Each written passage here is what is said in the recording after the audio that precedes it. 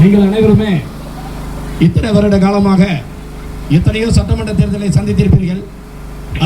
அதே சமயத்தில் காயல் மண்ணில் இருந்து ஒரு சுயேட்சை வேட்பாளராக இந்த அளவுக்கு களமிறங்கிய ஒரு காட்சியை இன்றுதான் நீங்கள் கண்டிருப்பீர்கள்.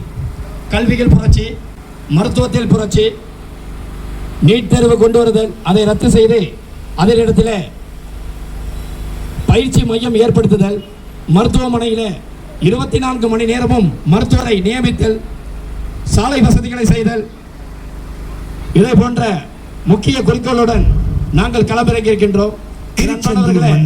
எத்தனையோ சட்டமன்ற உறுப்பினர்களை தேர்வு செய்த இந்த சதகத்தர் வாசிகளே, காயல் மண்ணின் மைந்தன், எங்களுக்கு நீங்கள் ஒரு வாய்ப்பு தர வேண்டும்.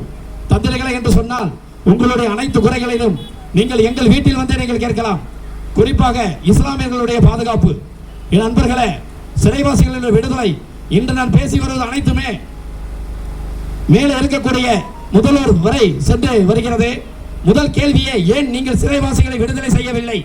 2021 சிறைவாசிகளை விடுதலை செய்கிறேன் என்று சொன்ன ஆட்சி ஏன் இதுவரை ஒரு இஸ்லாமிய அப்பாவி சிறைவாசிகளை நீங்கள் விடுதலை செய்யவில்லை என்ற ஒரே கேள்விதான் தமிழகத்தையே ஒழுக்கி வருகிறது.